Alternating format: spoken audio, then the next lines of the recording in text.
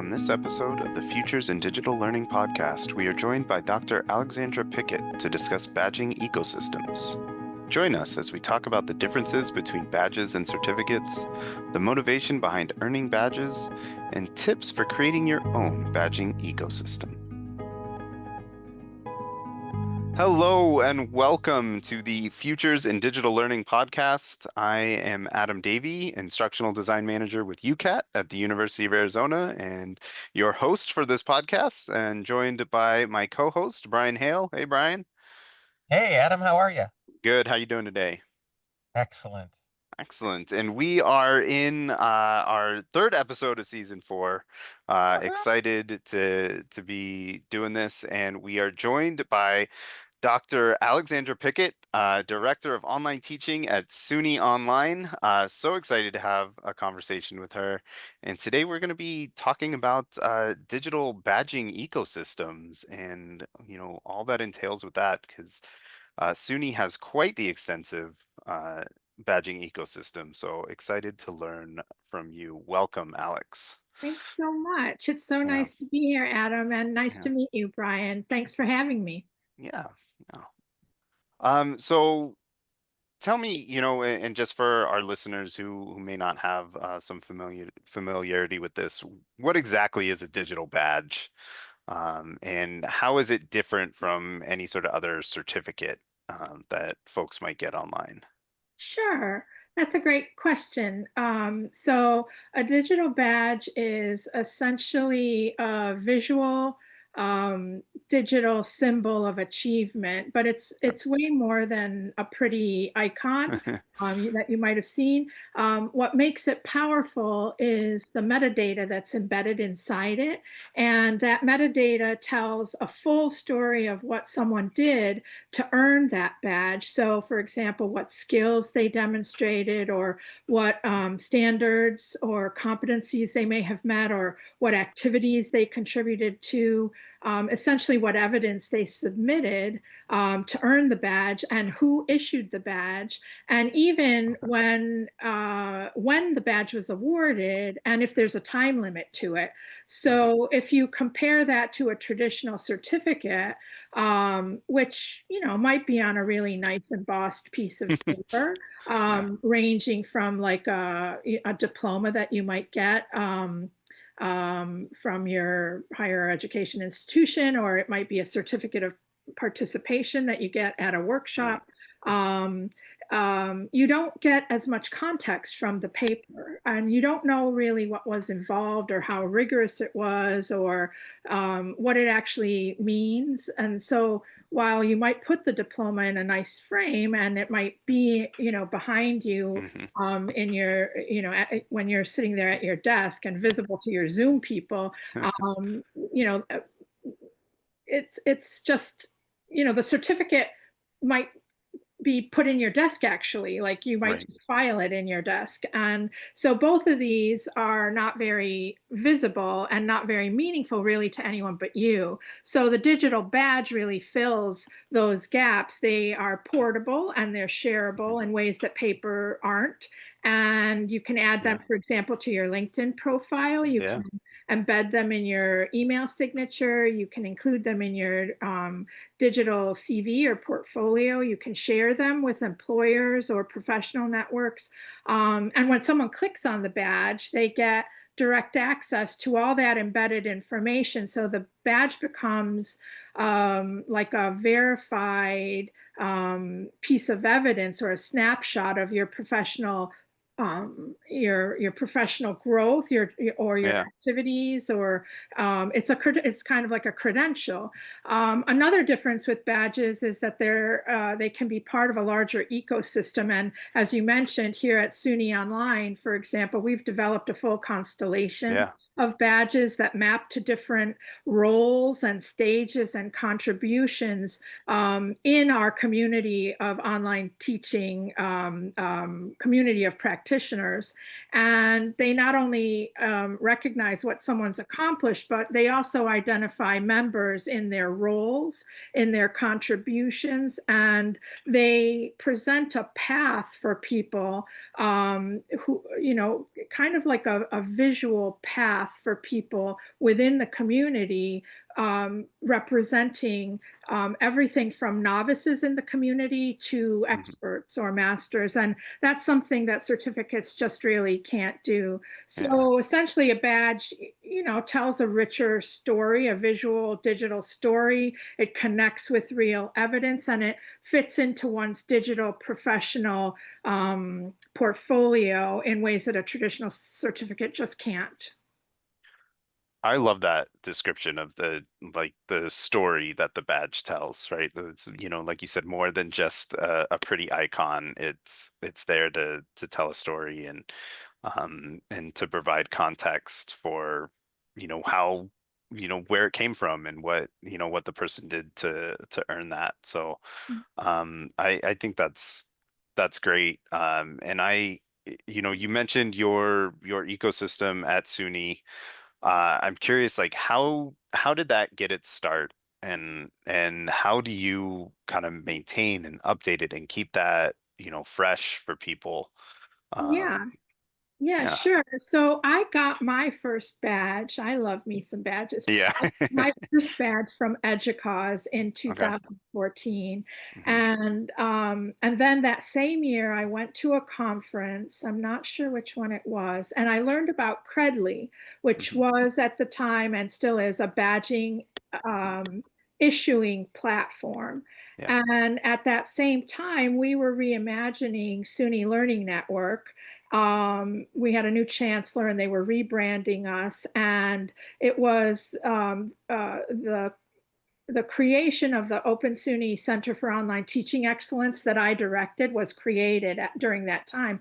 And as part of that effort, we imagined or envisioned or created these Open SUNY Fellow roles to kind of codify membership in our vast community. Like SUNY is huge, 64 institutions, and SUNY Hmm. Online serves all 64, from doctoral institutions to community colleges.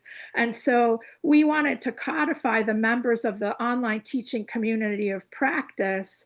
And so I began first with looking at these Open SUNY fellows to kind of understand people within the community of practice, but then started envisioning a badging ecosystem as a framework that underlied the community of practice to help support that effort, not only to recognize the competencies and the professional development and expertise among the members, but also, and this I think is kind of unique, to incentivize behaviors and acknowledge or commemorate participation in important community events. Also to endorse and recognize roles and contributions. And then we also wanted to honor and award things like effective practices and expertise, and and people who shared things that went above and beyond. And we wanted to verify or validate community engagement and even certify participation in professional development that we offered, Hmm. and then even authorize and license community members as, for example, Oscar reviewers or trainers, for Okay. example. Yeah. So that's kind of how we got, started. That's great. And I think that's so wonderful that you have that kind of community built out, and that the way to kind of recognize accomplishments within the community. It's something that we are, kind of toying with at the moment, as well as we revamp our own professional development offerings, and think about how we are kind of recognizing folks for completing these things, and looking at how we kind of build those pathways, like you said, from kind of novice to advanced, and looking at what that looks like, and how potentially badging can come into play for that as well. Mhm. We have a couple different options. I believe we have Credly at our institution as well. Is our option. But I first got into badging back when we were using Purdue Passport. I don't know if you remember that. I think it's something else now. I don't even think it exists under that name anymore, but that was a fun venture to we were giving badges to students for completing kind of milestones within a program. Mhm, mhm. Um, Actually, Adam, I think you got into badging way before that well, because for our listeners, this is an audio podcast, but we're doing this through Zoom. Behind Adam are 9 frames. They're shadow box frames full yeah, of pins. yeah. Tell us about these pins. Tell us about your There's little more collection. like 20 frames. You can only Oh, see nine, wow. and yeah. Yeah, these are yeah, actual pins. These are my Disney pins that I collect, and I have some others from um non-Disney ones as well, but pretty much everywhere I go, I that's the souvenir I collect are pins. Mm, So cool. yeah, they are not digital badges, but actually real life Real, badges that I real life hang badges. and organize, and yeah, they are organized in the shadow boxes by types. Now, I want to ask you about that. Do you Yeah, collect these pins because you walk by and you see a pin and you think, oh, I have a space to fill? Or do you hunt down specific pins? I need this red, uh, yeah, bronze colored whatever to complete my collection. Do you specifically go look for certain ones? Because yes. there are certain digital badges that people go for. I need the Yeah. Adobe Creative Educator Level 2 badge. I need that on my profile. So what makes you go after one of these badges? Yeah, I do look for certain ones or certain types. So I used to just kind of collect randomly, and then I started to focus. So I have my Star Wars collection, so I look for specific Star Wars pins, especially if they have the Millennium Falcon on it. Space Mountain, I look for. There's also some like rarity, like my favorite, look for ones with characters from my favorite movies, Robin Hood and Wally, which are not as easy to find. So definitely I look for specific things when I'm looking for that. And that's a good analogy, Brian. That's how, Now, yeah. but I have to ask, is it Robin Hood Prince of Thieves or Robin Hood Men No, in Tights that you're going for? Robin Hood, the Disney animated Disney version, animated. the Okay. Fox, yes. Okay. Got it. Yeah. Oh. If I could find Men in Tights pins, that would be awesome. I love that movie as well. Um, but but yeah, that's so that's a great question though. Like how do people find specific kind of courses that they're looking for? How is that organized in your system, Alex? Like for people to kind of find things that pique their interest or that they want to do. How do you build it out that way?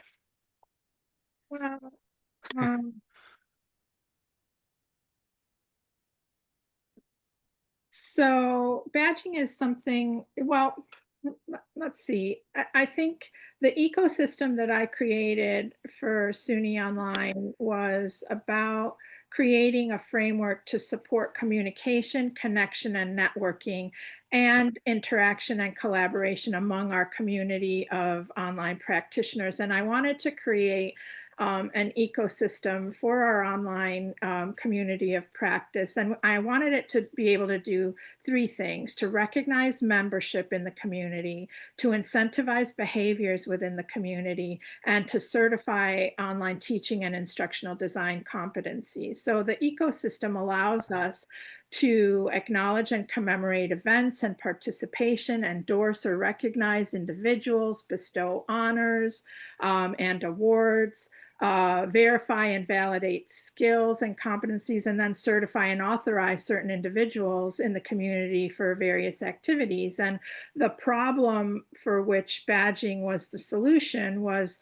to be able to create a way to recognize and target the supports and services and resources that we offered at SUNY Online, and activities to the online practitioners within our community based on roles, and then also to provide a way for people in the community to have a sense of membership, um, and belonging to that community, and also to be able to recognize who was in the community, to have a sense of so they could visualize, I guess, not Hmm. just their own role or position in the community, but themselves at that moment in the community, and what they might aspire to be within our community, so they could see others that they might aspire to be like, right? Okay. Um, and so our fellows program allowed us to have um, people self-select into those roles with, and there was associated criteria so they could make decisions. And the fellows represent the continuum of roles in our community of practice, as I mentioned, like from novice to masters in these several Hmm. tracks. And but it wasn't just about the roles; it was also about, like I said, incentivizing behaviors within the community, and providing these badged recognitions regarding those contributions, as well as professional development and skills that they had, rather than just being the paper certificate, right? Like we talked about, Hmm. and so I think by creating this badging ecosystem, we had intention as a framework, as I mentioned, for the use of it, but then people could see it, could actually visually see it, and could decide or select certain things that they were interested in or that they aspired to. So one of the things that I know that is pretty coveted in our community is the online teaching ambassador badge, as well as the effective practices badges. And then we also have Oscar certification badges, and those things are things that are pretty well recognized and highly Hmm. valued, I think, within our community. I think for various reasons. Yeah. I'm curious about the fellows you mentioned. Yeah. What is their role like in how do you select the fellows? So, like anyone can. I just actually wrote a blog post about this. Hmm. Anyone can be a fellow, and Okay. we have roles from people who are interested in online, people who have experience in online, people who would like to be coach and mentors to others, people Okay. who are expert IDs, people who are innovators and researchers. I think that's all. And there may be another one in there somewhere. Um, and people self-select into those roles, and at the lower Okay. level, like if you're just interested or if you have experience, there's not a lot more than that is Yeah. required for the badge. So you just have Okay. to be interested, or you just have to have some experience, and it doesn't have to be online faculty or online instructional designers. It's really anyone who Anybody. is interested in online teaching. So it could be a librarian, or it could Okay. be Oh. a dean or a department head. It could be that supervises online faculty but doesn't teach Hmm. themselves. It could be a multimedia person, and it can also be someone who's outside of SUNY, because we recognize that within a community of practice, if you are just looking interiorly to your community, you could get siloed and Yeah. insulated from the larger world. So we invite people who are not employees of SUNY to be friends of SUNY. I have a special badge for Yeah. them that's called Friends of SUNY. So I'd love to have you guys be friends of SUNY. Yeah. And you get a cute badge, a really nice. I think I've gotten it because Oh, I've gone good. to one of Okay, your great. like Yeah. webinars or Yeah, if something. you Yeah. come to a webinar, usually Yeah. you get a Yeah. friend of SUNY badge if you're not Yeah. SUNY. So people self-select, and I have listed on our website all of sort of the sort of it's not really criteria, but it sort of Mhm. explains what that role is and what Yeah. it's willing to contribute. So you could be, a researcher or an innovator and still Yeah. just come in to the community as an experienced person, because maybe you don't want to share or volunteer as much as we would hope that an innovator researcher would, right? So for the Hmm. innovator researcher or the coach and mentor or the expert ID, there are some additional things that we would hope hope and expect that that role would be willing to share, volunteer, or contribute. And that might be, leading a workshop, or writing a blog post, Mhm. or doing a screencast, or somehow sharing their expertise, because they in the community have much more expertise than some at the other end of it, right? So you self-select into whatever role you would like to be in, and we do vet the higher levels. Like, you can't just say you're an expert ID and not actually be one, or a Yeah. researcher and not have published yet, right? So we have a little bit of vetting process for that, to review the criteria, but it really is based on what you're willing, what who you are, and what you're willing to contribute to the community. Very cool. Um, that is a really cool thing to do. I love that you're recognizing uh people from all aspects of the community in those different ways. So, um, excellent. Oh, Brian, do you have something? Well, so I'm wondering, at your level, it's probably pretty easy to implement a program like this, a badging program. But someone who, let's say an instructor, wants to start badging for their class, or their multiple classes that they teach, what what bag of tricks, what goodies do they need? You're going to need a visual designer to make your badge. You're Mhm. going to need to put together a list of qualifications for that badge. What else am I going to need to take to my directors, my managers, and say, this badging program would be really cool for my classes, for my college, for wherever, whatever level of education I'm working in. Can we throw some money at this problem and come up with a really cool badging system? How easy or how difficult, what kind of hurdles does someone have to jump over to implement a badging system? So that's an interesting question. So what I do is not academic micro-credentialing, right? I've built this ecosystem that is really around a community of practice, and around activities within that community, engagement with the community, membership in the community, and then also professional development and skills attainment. So it's not academic micro-credentialing, but I think that the challenges and the hurdles that an academic enterprise might have, either at the course level, or at the program level, or at the institutional level, would be different.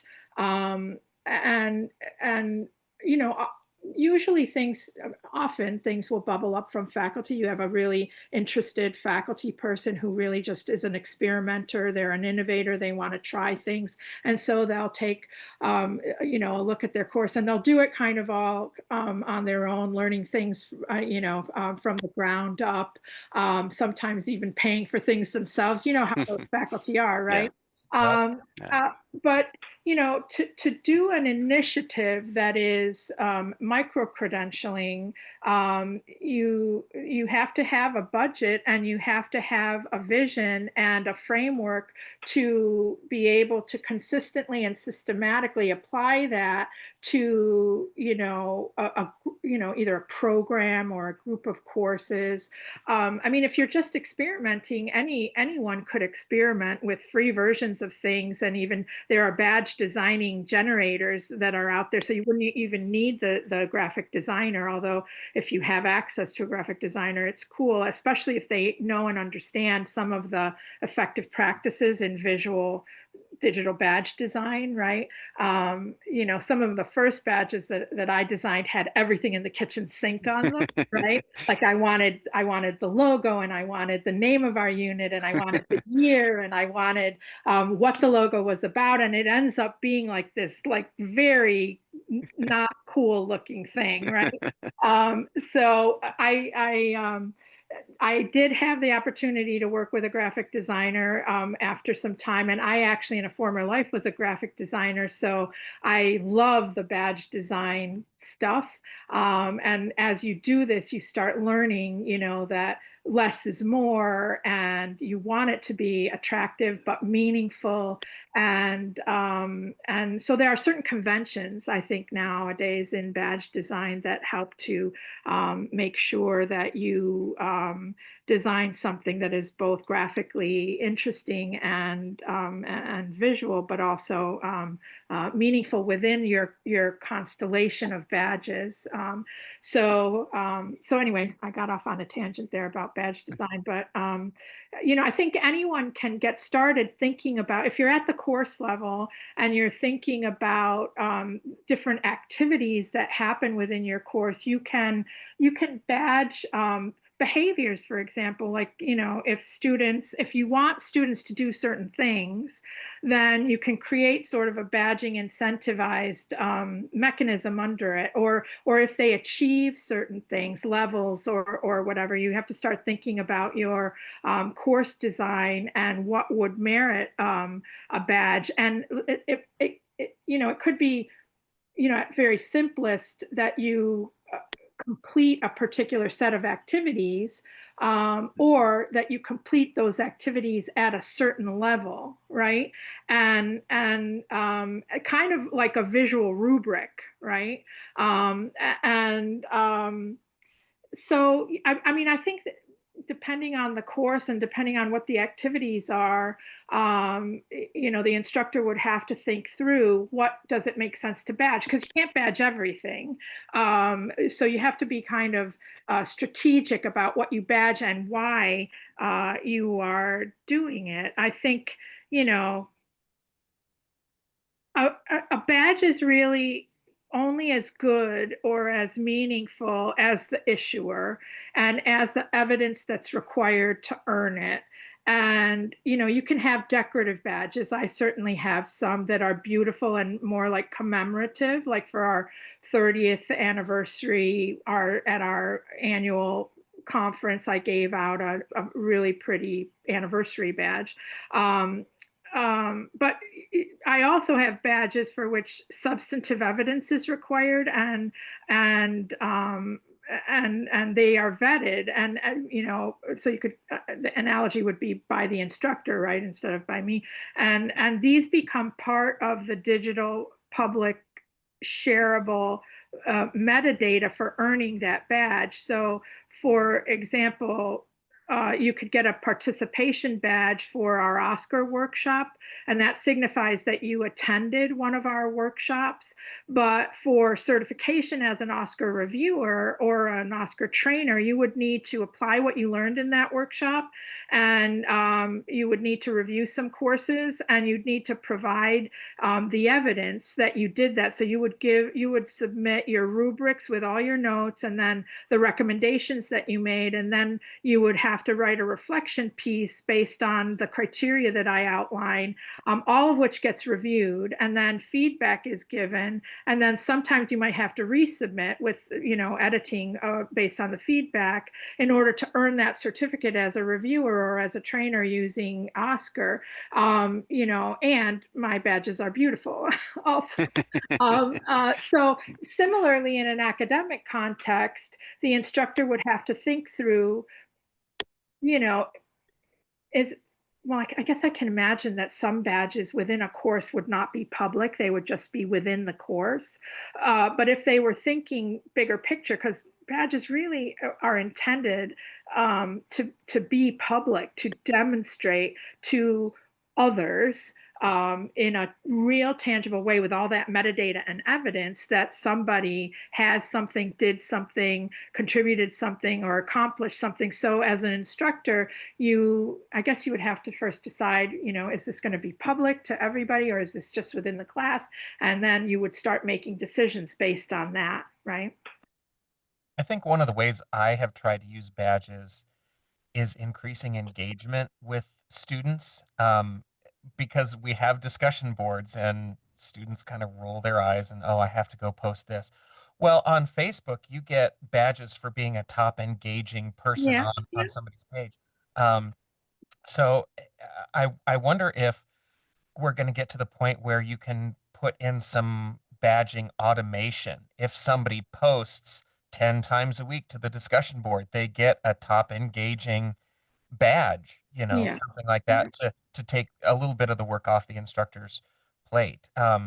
There are some tools that do that now, right? There's a tool called Packback for discussions. I don't know if you've ever heard of it, but Yeah, it really does have a little gamified aspect to it that yeah, will give you kind of a leaderboard for discussions. That Packback tool I'm talking about is just the discussion. They have other tools, but I'm talking yeah. about the discussion, and it does have that sort of gamified aspect to it that gives you little I don't know if it's coins or I don't know what it is, but you get some sort of social Mhm. recognition for doing 10 posts or doing posts in a certain way or whatever. Um, yeah, there definitely D2L Brightspace has an awards feature, which is basically like a badging that you can kind of automate it with like you know kind of like with their intelligent agent. So if Mhm. you do something, you get this award, but it doesn't go anywhere as far as I know. Yeah. I don't know how shareable those are, but Yeah, so that's kind of yeah, the difference, right, between yeah, like a gamified aspect of a course and an actual badge, yeah. or a micro credential, which I think of both of them as public. Like it's Hmm. something that's meaningful. It's something where the issuer, in this case me, is has a is reputable, right? Has a Hmm. recognition, and that the stuff that they had to do to earn the badge is meaningful, right? Yeah. So I kind of want to go back to that aspect, some of the things you mentioned as far as like sometimes you get a participation badge, you show up, you come to this thing, you get it, and then other times you have to put in more work, write a reflection, and things like that to kind of verify it. So I'm curious, like who is vetting that and who is reviewing that, and how does that process work with your system, and like how many I guess like how much kind of extra work is that to do compared to just automating everything so they get it. Yeah, so the old Credly used to have claim codes. So when Hmm. I did certain activities, I would be able to post a claim code, and then large numbers of people would be able to go to their Credly dashboard and input that claim code and claim their wallet, claim Okay. their badge themselves. The new Hmm. Credly doesn't have that, Okay. and so there is an amount of work that goes into um, issuing badges, developing and designing badges, vetting the evidence, right? So for things that are significant, like my Oscar certifications, there's Yeah. significant evidence that is required for that. And so I actually, collect that evidence and I review it and I give the feedback and Hmm. then issue the badges. And so, it's a percentage or a bit of my time that goes into that. Um, and actually that's open to non-SUNY people as well. So I actually have to charge a little bit. It's $50. Yeah. I have to charge a little bit if you're non-SUNY for that because I'm actually taking time and I can't use SUNY time to do To do stuff it for people right. outside of SUNY. So I have to charge a little bit if you're not from SUNY, but it's a process and it's a Yeah. workflow, and I also consult. Like someone will email me and say I'm going for the trainer badge and I want to really understand the certification, the full certification. Right. I want to understand what it entails, and so I have like templated emails that I can send to people, or I will Okay. consult with them if they really need that or want that, and to help them because I want to certify people. If Right. somebody is interested in one of the badges, I want to help them get certified. It's not an exclusionary thing. It's really inclusive. I want to get as many people certified if they want it Yeah. as possible. Um, so I don't know what else. What else can I tell you? I think what you just said is very, very important, that it's Yeah. not exclusionary. You know, you want to help as many people get this badge as you can. I think that's a really good quote. Yeah, I mean, Yeah. it's a really interesting way to look at things, right? I'm not gatekeeping these things. I Hmm. really want people, if an instructional designer anywhere in the world would have some sort of benefit from having the Oscar certification for doing Hmm. online course reviews, I want to help them get that certification. Yeah. Because if you go to a professional association or even one of the other commercial rubrics that are out there, it is exclusionary because you have to pay $900 or whatever it is in order to get it, right? And we SUNY are a public university, public funds for public good. We're not a company making profit or money.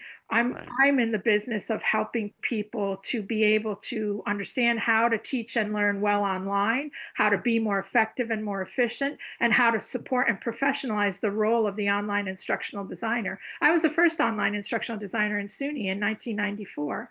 And I think I've trained maybe 400 instructional designers over the last Hmm. 30 years. And I want them to have credentials. They have done so much. In SUNY, we have almost, as many online instructional designers as there are campuses. I think almost every campus has one, or at least one. And if it would help them in their relationship with faculty to have that credential, to have Yeah. that certification, I can't call it a credential, but it's a certification that I've Yeah. given them. Then I want to help them do that, and I want Yeah. to do that for anyone, not just within SUNY, but for anyone Mhm. for whom it would help them. Well, and like you said before too, it's building that community, right? If they're then able to share, they can see like, oh, this person I know in my network has done this training and has gone through this. Maybe that's something I want to do, or maybe I can ask them about it, or if I also did it, I can compare experiences, things like that. So that community building within it is just as important, I Yeah. think. And that's something I think that we want to uh start to kind of build here as well, is thinking about like how do we get folks to like come back and share their knowledge and expertise, and so it's not just like, oh, I take this one course, I move on, and I you know uh never come back to UCAT here at University of Arizona and do anything ever again. But I instead, like, oh, I take this, now I want to build on it, and I'm going to take this next thing, and oh, I see that this other colleague has done that. How can I learn from them as well and collaborate and go from there? So I love that community aspect of it as well. Yeah, I mean that definitely is part of the core of the ecosystem that I've built. It really, at a very sort of basic level, badges or those micro Mhm. credentials are often looked at as kind of souped up certificates Mhm. associated with academic or some kind of workshop kind of content. And for Mhm. me, I always saw it as much broader than that, about the community and Yeah. about how you incentivize people to not only be in a community of practice, but contribute to it. Because in any community Yeah. of practice, you only get as much, I think, as you give. Like that's your responsibility to not only learn and take from the community, but also to give back to the Yeah. community. And anyone within a community of practice is on that continuum from novice to master, right? So Right. no matter who you are, there's someone who knows more than you and someone who's just starting. And Yeah. so in your role in that community, you have something to share. And I want want to incentivize that networking between community members, and also that culture of sharing what you know. That's one of Yeah. my little slogans, is share what you know. And that all makes us richer, right? And that's why also the Friend of SUNY badge or fellow role is so important to me, because we are not just looking internally in our own silos. We want to broaden that out to whoever's out there doing similar things to what we're doing, but Yeah. in different contexts, right? And Yeah. by that different context, we expand our understanding of the things that we're all passionate about. And in my community, that's online teaching and learning. Yeah. That's beautiful. And that's one of the reasons why we started this podcast, was to, get hear from different voices in the ID world and the online learning world, and, really kind of branch out.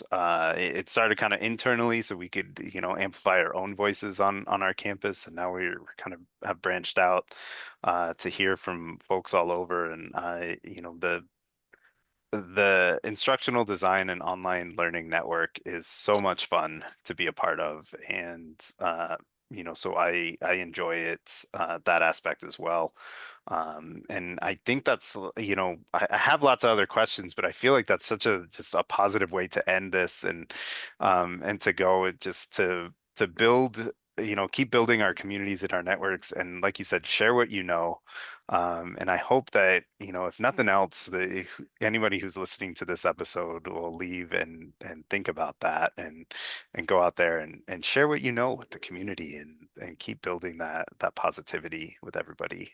So thank That's you awesome. for sharing You're that. That's so welcome. You're wonderful. welcome. And Oh, I invite anyone that's yeah. listening to become a friend of SUNY, and then we Yeah. can continue this conversation. And all it'll do is it will send you some emails about activities that we do. And I would love to invite anyone who's interested in online teaching and learning to become a friend of SUNY.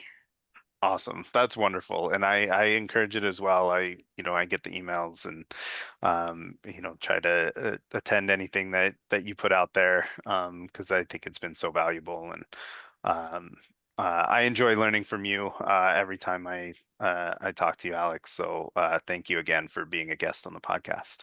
Thanks, Adam. Thanks, Brian. It was Yeah. really nice to be here with you. Yeah. Thanks. It was Oh, great. and thank you. Oh, sorry. Go ahead, Brian.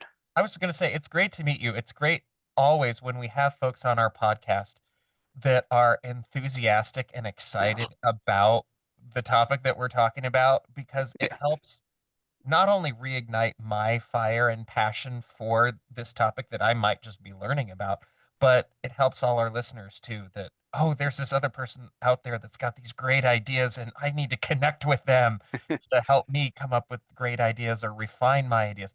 Because a lot of times, as an instructional designer, you're working on a course, you look at it and you think, my course has to be perfect before I unleash this kraken upon my students. And then you have to take a step back and go, it doesn't have to be perfect. It has to be really good, but we'll make it perfect later with feedback from the community. So it was great getting to meet you and listen to how you brought badging to life at SUNY. Thanks. Thanks. I do have to say that the micro-credentialing initiative at SUNY is something that's separate from what I do, because there is a big, Yeah. huge effort at SUNY Hmm. regarding academic micro-credentialing, which is Yeah. also very cool. And if anyone's Yeah. interested in that, they can just Google that and learn a little bit about what SUNY is doing with micro-credentials. So yeah. Oh, very cool. Awesome. Well, thank you. And thank you to all listening, for continuing to listen, and we hope to see you, or hope you join in on our next and future podcasts as well. So thank you all. And forward this to a friend that you might know who's interested Yes. in badging, either micro-credentialing or another way to implement badging and Yes. and other instructional design things.